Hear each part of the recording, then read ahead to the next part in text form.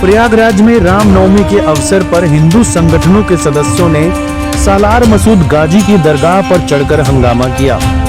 कार्यकर्ताओं ने भगवा झंडा लेकर दरगाह की छत पर चढ़ाई की और गुंबद के पास झंडा लहराते हुए जय श्री राम के नारे लगाए।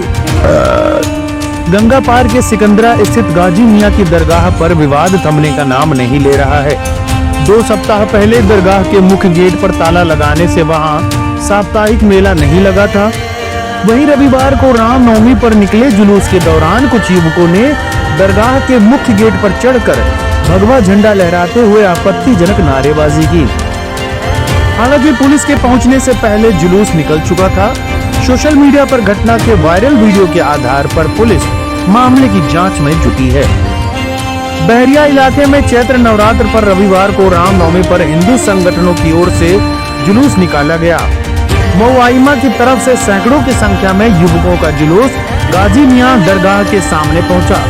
वायरल वीडियो में दिख रहा है कि वहां युवकों ने जुलूस रोककर भगवा झंडा लहराते हुए नारेबाजी शुरू कर दी। इसके बाद 3-4 युवक भगवा झंडा लेकर दरगाह के मुख्य गेट पर चढ़ गए। युवकों ने आपत्तिजनक नारेबाजी करते हुए आक्रांताओं की दर्शन पूजन पर रोक लगाने और शासन से गाजी मियां दरगाह को हटवाने की मांग की। स्थानीय लोगों की सूचना पर जब तक पुलिस पहुंची तब तक जुलूस जा चुका था। वहीं दरगाह पर भगवा झंडा लहराने का वीडियो सोशल मीडिया पर वायरल होने पर एसीपी फूलपुर पंकज लवानिया व थाना अध्यक्ष बहरिया महेश मिश्रा में फोर्स पहुंच गए। पुलिस ने पैदल मार्च कर लोगों से शांति व्यवस्था बनाए रखने की अपील की। हालांकि इस मामले में दरगाह कमेटी की ओर से पुलिस को कोई लिखित शिकायत नहीं दी गई है।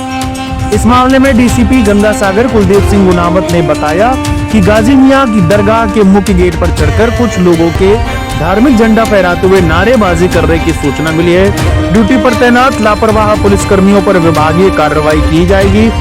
पूरे मामले की जांच कर शांति व्यवस्था भंग करने वालों पर भी विधिक कार्रवाई की जाएगी।